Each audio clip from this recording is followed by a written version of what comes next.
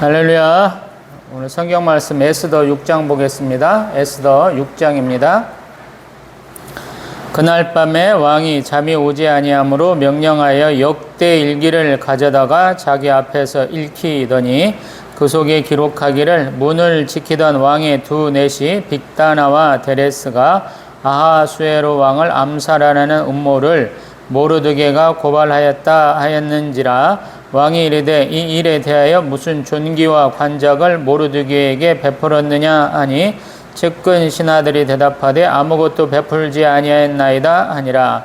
왕이 이르되 누가 뜰에 있느냐 하매 마침 하만이 자기가 세운 나무에 모르드게 달기를 왕께 구하고자 하여 왕궁 바깥뜰에 이른지라. 측근 신하들이 아뢰되 하만이 뜰에 섰나이다 하니 왕이 이르되 들어오게 하라 하니 하만이 들어오거늘 왕이 묻되 왕이 존귀하게 하기를 원하는 사람에게 어떻게 하여야 하겠느냐.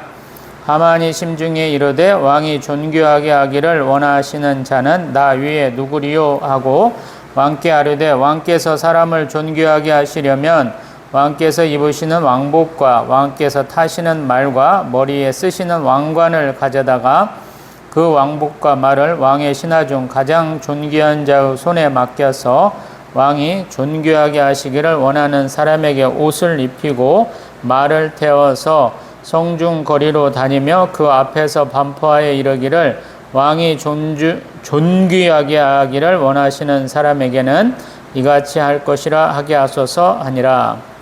이에 왕이 하만에게 이르되 너는 내 말대로 속히 왕복과 말을 가져다가 대궐문에 앉은 유다 사람 모르드게에게 행하되 무릇 내가 말한 것에서 조금도 빠짐이 없이 하라. 하만이 왕복과 말을 가져다가 모르드게에게 옷을 입히고 말을 태워 성중 거리로 다니며 그 앞에서 반포하되 왕이 존귀하게 하시기를 원하시는 사람에게는 이같이 할 것이라 하니라.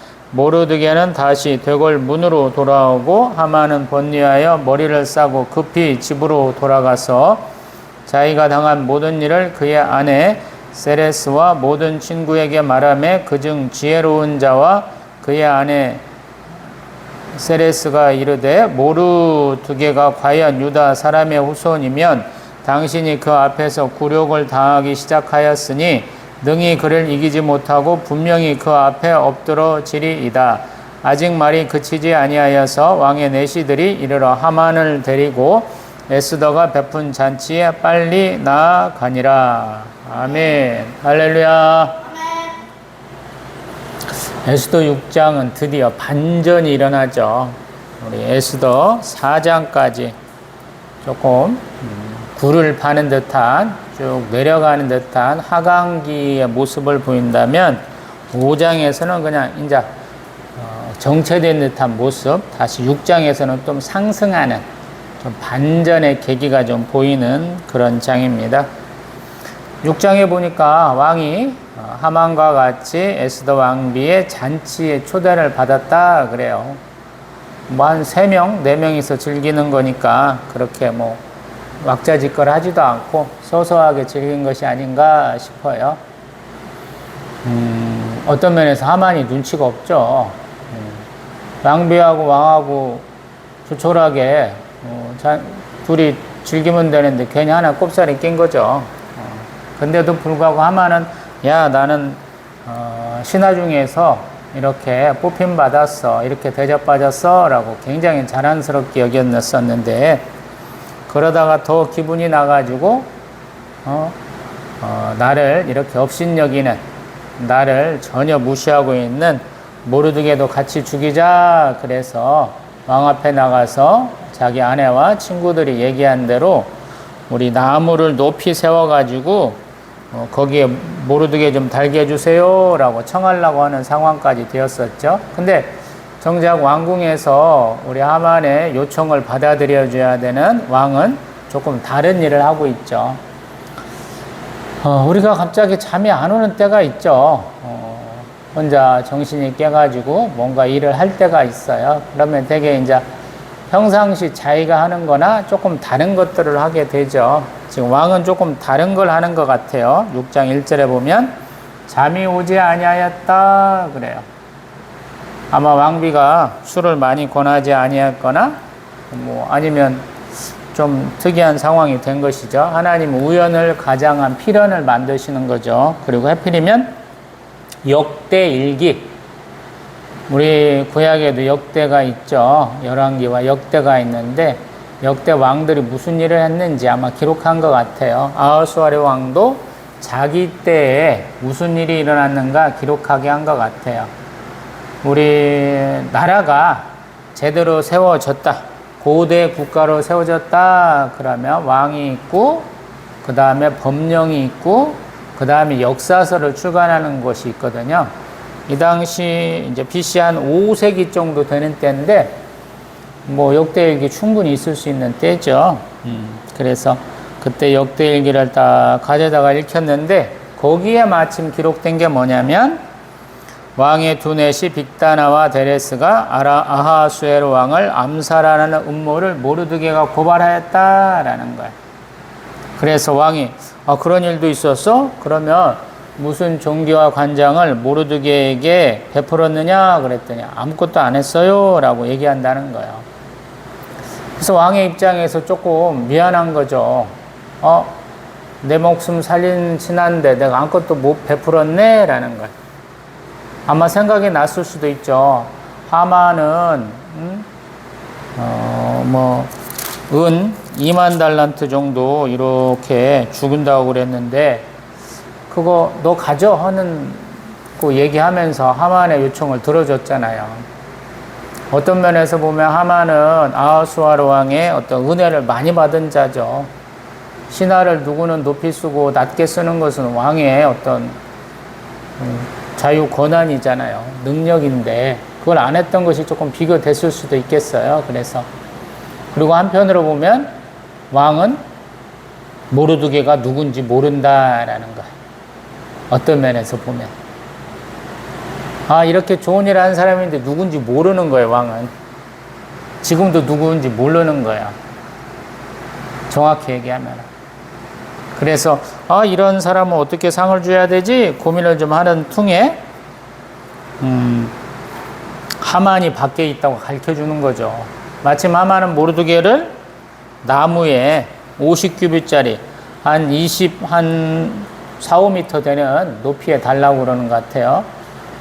우리 간단하게 계산하면 한 5층 높이 정도 되는 높은 곳에다 달고자 하는 것이죠. 근데 그 하만은 왕이 존귀하게 하기를 원하는 사람은 누굴까라는 측면에서 자기를 생각하는 거예요. 왜? 어제 가까운 시일에 우리 에스더 왕비한테 그런 대접을 받았거든요. 왕이 자기의 요청을 들어줬잖아요. 자기가 1인지와 만인지상이에요. 거의 총리급이기 때문에 당연히 나를 지칭하는 거야 라고 생각하면서 자기의 소원을 말하는 거야. 자기의 소원이 뭐였냐면 왕이 입는 왕복, 왕이 타는 말, 또 왕관을 딱 쓰고 가서 사람들 앞에서 멋지게 한번 행진하는 거였다라는 거야. 그것도 앞에서 외치는 사람도 있어요. 우리 9절에 보면 왕이 존귀하게 하기를 원하시는 사람에게는 이같이 할 것이다.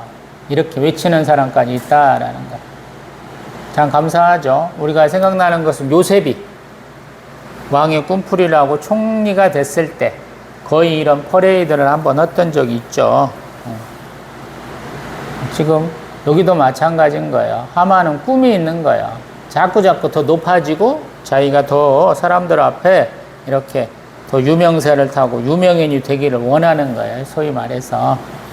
근데 왕은 네가 하고 싶은 대로 네가 말한 대로 하는데 누구한테 행하느냐? 그러면 모르드게에게 행하라 그래.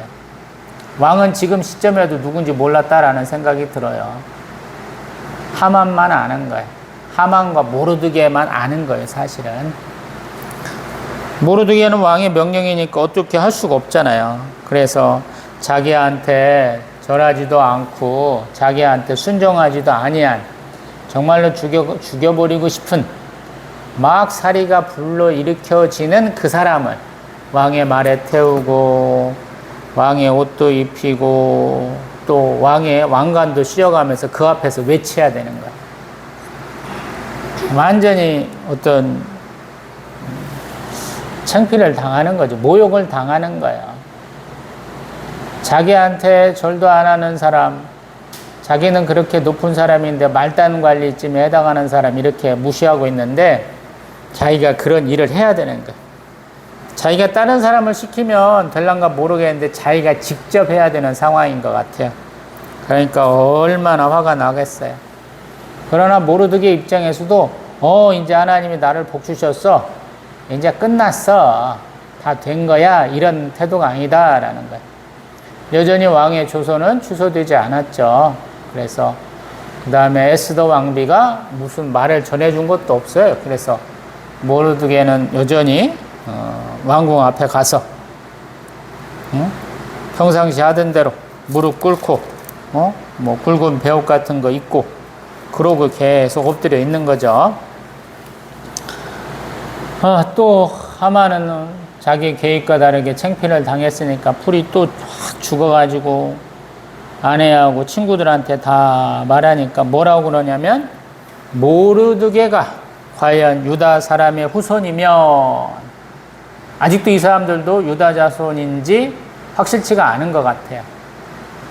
왜냐하면 그냥 자기들이 더 잘 먹고 잘 사니까 모르드게가 직접적으로 말하는 것인가 아닌가 조금 의심스럽다라는 거야. 왜? 모르드게가 계속 내가 유다인이라고 박혀고 살았으면 모르겠지만 그걸 숨기고 살았기 때문에 지금 시점에서도 좀 확실하지 않은 거죠.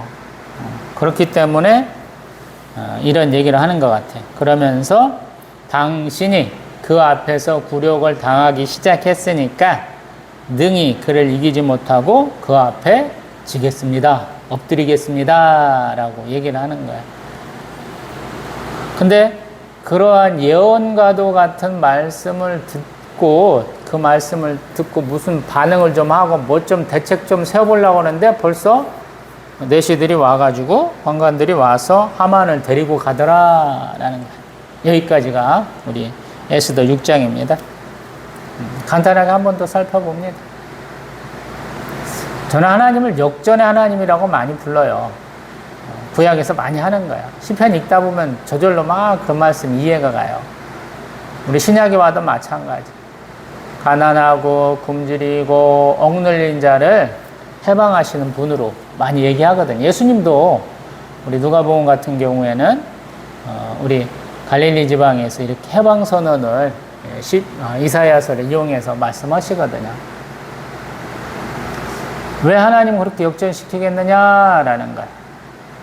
하나님은 창조주시니까 또 심판주시고 구세주시고 섭리주시니까 그런 말씀을 하는 거예요. 우리는 내가 뭔가 노력하고 내가 열심을 내서 내가 노력한 만큼 보상받는 거야. 또 때로는 나에게 행운이 온 거야 이런 생각들을 많이 하거든요. 그래서 이거는 온전히 내 힘과 능력으로 받은 것이라는 생각을 참 많이 해요.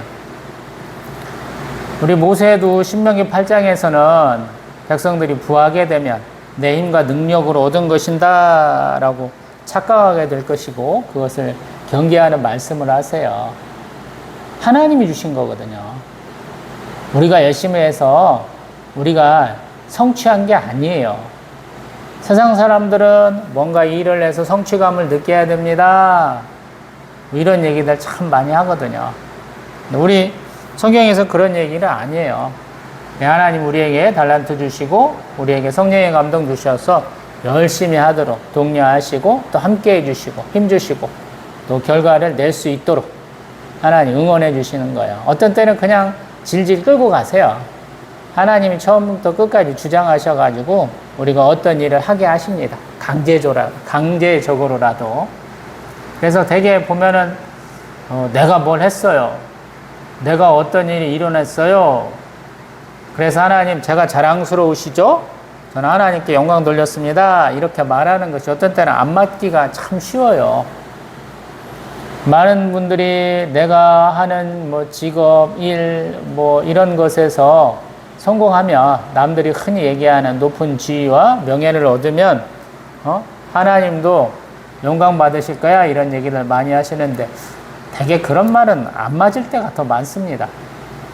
그럼 가난하고 굶주리고 헐벗고 그런 사람 하나님이 축복 안 하신다라는 말과 비슷해지는 거잖아요. 그런 논리는. 근데 아니거든요. 하나님은 다 사랑하세요. 오히려 하나님은 더 어려운 환경 가운데서 최선을 다하는 사람을 굉장히 기뻐하시거든요. 예수님도 마찬가지죠. 가난한 과부가 성전에 그 헌금하게 되는 2렙돈, 한 고드란트, 뭐 우리나라 돈으로 지금 한 1,000원쯤 되는 밀가루 1kg 하나짜리 살 수 있는 그런 돈도 가장 많이 넣었다라고 말씀하시거든요. 하나님도 마찬가지죠. 자기 삶의 형편 가운데 최선을 다하는 사람을 하나님 굉장히 기뻐하셔요. 이스라엘 역대 지도자 중에 80년간 그 땅을 평안케 한 사람이 있죠. 왼손잡이 예후 사사가 그러거든요. 그분은 튼튼하고 뭐 능력 있는 사람들 다 아무 말도 못하고 막 고통받을 때 혼자 가가지고 단신으로 암살을 해서 이스라엘의 평화를 갖고 오신 분이거든요. 그분이 80년이에요. 사사들 중에는 가장 긴 기간이에요. 제가 왜 요셉이 80년 정도 애굽에 와서 총리로서 총리 이후로 살았느냐? 그 이유도 80년간을 얘기하잖아요. 대개 왕들 40년이거든요.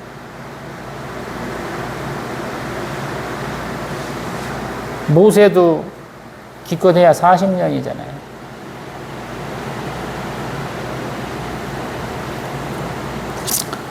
육장도 아마 그런 얘기 하려는 것 같아요. 여전히 저는 모르드게의 정체성이 좀 의심스럽습니다. 모호합니다. 라는 얘기를 쭉 해오고 있었죠. 모르드게의 대적들조차 그가 유대인인가 이 생각을 잘 못한다는 거예요, 지금. 왜? 아직까지도 그가 확실하게 말한 건 아니에요. 그가 왜 성전문에서 그렇게 엎드려 있는지 잘 모른다라는 거예요. 근데 그가 이제 온전히 자기의 정체성을 회복해가는 과정이죠. 하나님이 어떤 하나님이냐라고 이제 믿게 되는 거예요.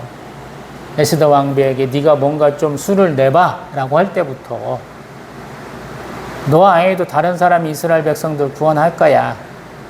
너가 왕비로서 너 혼자만 살 것이라고 착각하지 마. 이런 2가지 얘기를 중점적으로 했잖아요. 그리고 수산성에 있는 유대인들 다 모아가지고 금식하자고 있잖아요, 지금.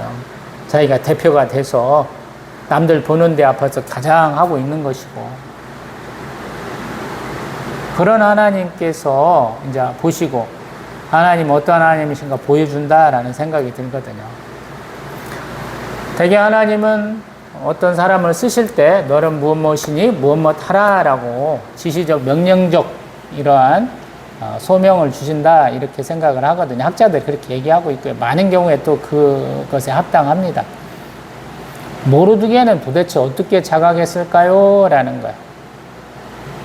소위 말해서 숨어서 하나님을 믿어요. 여호와 하나님을 믿어요 하던 사람인데 이제 어쩔 수 없이 나타낼 수밖에 없는 상황을 주셨잖아요. 근데 그가 나타날 때 더 고통스러워 하잖아요. 하나님이 그 고통을 지금 사해 주시는 과정이에요. 세상에서 가장 불행한 사람처럼 보이는 한 사람, 자기의 행위에 의해서 이스라엘 전체 민족이 다 진멸될 그런 상황 가운데 지금 가장 고민에 쌓여 있는 자에게 하나님이 이러한 소위 말해서 전환점을 만들어 주시잖아요. 하만을 통해서. 하만은 지금 모르드게를 지상 한 5층 높이 되는 나무에다가 교수형 시키고 싶어해요. 이스라엘 사람들이 가장 부끄러워하는 교수형이고 뭐 중동 지역은 다 그런 것 같아요. 사람을 모욕적으로 죽이는 방법이 교수형 시키는 거예요. 중세 때도 마찬가지. 로마 병사들도 너무 사람들이 저항이 심했다라고 생각하면 전부 다 십자가형으로 다 목매달아 버리거든요. 우리도 마찬가지. 우리도 효수한다 그러잖아요.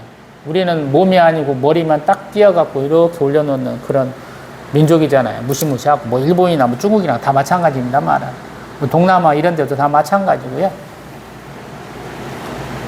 그런데 그런 상황 가운데서 하나님은 그를 어떻게 쓰시냐면 왕의 복장, 왕이 타는 말, 또 왕의 왕관을 쓰고 앞에서 외치는 사람이 있나.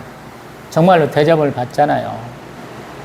예수님도 마지막 6월절 보내려고 예루살렘 입성하실 때 보면 초라하지만 왕으로서 입성하시는 모습을 보여주잖아요. 타는 것 없이 맨날 건너 다니시던 것 같은데 여태껏 아무도 타보지 않은 나귀 새끼 예수님 타시고 그 초라한 나귀 위에다가 우리 사도들의 겉옷을 이렇게 딱 얹어갖고 타고 가시고 앞에서 나뭇이파리 깔기도 하고 사도들의 겉옷 이렇게 깔면서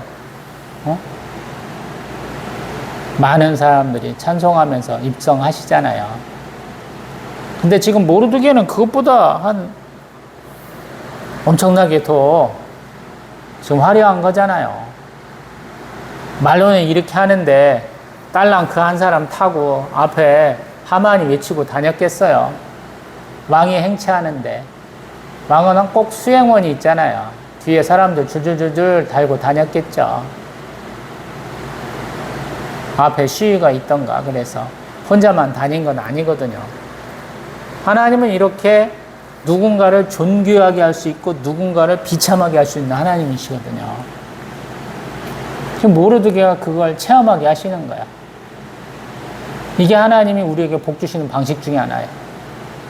내가 신앙이 여리고 내가 신앙에 초보라면 하나님이 이렇게 우리에게 영광을 주실 때가 있거든요. 나는 역전의 하나님이니까 너의 처지를 바꿔줄 수 있어 이렇게 말씀하시고 실제로 보여주시거든요. 아파서 하나님 앞에 왔으면 하나님이 그 병을 고쳐주시고 문제가 있었고 하나님 앞에 나오면 하나님 그 문제를 해결해 주시고 그렇게 많이 하시잖아요. 저도 마찬가지고 아마 이 동영상 보시는 분들도 비슷한 경험들을 많이 하셨을 거예요. 그래서 하나님이 모르드게의 믿음을 더하시는 거예요. 모르드게도 조금 이해하기 시작했을 것 같아요. 이때 이제 역전의 기회가 왔는갑다. 그래서 더 열심을 내서 자기가 여태까지 하던 그 자세 그대로 가는 것이 아닌가 싶어요. 우리도 마찬가지고 내가 만약에 모르던 문제가 해결됐어. 그러면 더 하나님 앞에 겸손하게 나아가서 충성해야 되거든요. 우리는 미쁘신 하나님, 회전하는 그림자도 없으신 하나님이다 부르고 있죠. 하나님은 변치 않는 하나님이라고 우리가 찬송도 많이 하거든요. 근데 우리만 많이 변해요.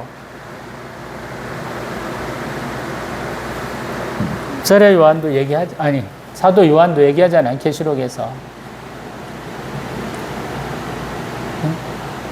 너희가 참 칭찬받은 행동들 참 많이 하는데 가장 아쉬운 게 뭐냐라는 거예요. 에베소 교회에 첫사랑 첫 행위를 잃어버렸다 그러시잖아요. 그래서 가만히 보면 성경에서 주인공이 되고 어떤 소명을 받아서 그의 사역을 열심히 잘하는 사람은 처음의 모습과 끝의 모습이 많이 비슷해요. 어떤 점에서 가장 비슷하냐면 하나님을 절대적으로 신뢰해요. 하나님 앞에 절대적으로 순종하고 충성해요.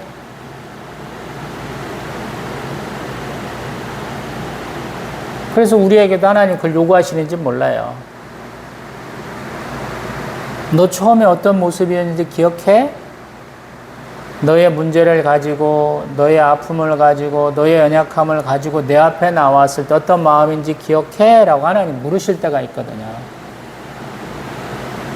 그때를 기억하라 라는 거예요. 하나님.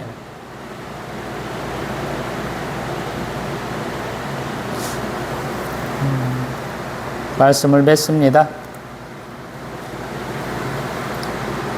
항상 기쁠 때 찬송하고 슬플 때 기도해야 되죠. 그게 우리의 신앙생활 하시는 분들의 가장 기본이 아닐까 싶어요. 그 하나님은 우리에게 고통을 주시는 하나님이 아니에요. 우리에게 기쁨 주시려고 하시는 하나님이거든요.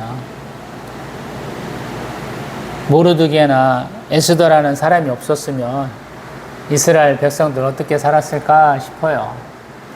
1차 포로 귀환 때 몽땅 와가지고 다 포로 귀환한 게 아니잖아요. 지금 페르시아 제국 온 사방에 흩어져 사는 사람들이 아마 이때의 일을 경험하고 더 많이 이스라엘 땅으로 귀환하지 않을까 이런 생각이 들거든요. 성전 건축도 굉장히 어렵게 되고 이스라엘에 갑자기 막 쭉쭉 뻗어갔다라는 내용이 전혀 안 들리니까 사람들은 많이 실망했을 거거든요, 오히려. 거 봐, 우리는 버림받았잖아. 이런 생각까지도 했을 거거든요, 이 사람들은. 포로 귀환했던 사람들도 시원찮고 남아있던 사람들도 시원찮고, 그래서 그들의 믿음이 조금 많이 떨어져 갈 때 이런 사건이 일어나는 거죠. 누군가는 다 죽게 됐다고 하나님 원망하기도 하고, 누군가는 하나님 한 번만 더 용서해 주세요, 살려주세요 기도했을 거라는 거거든요. 그때 하나님이 역사하시는 방식이 이렇다라는 거예요.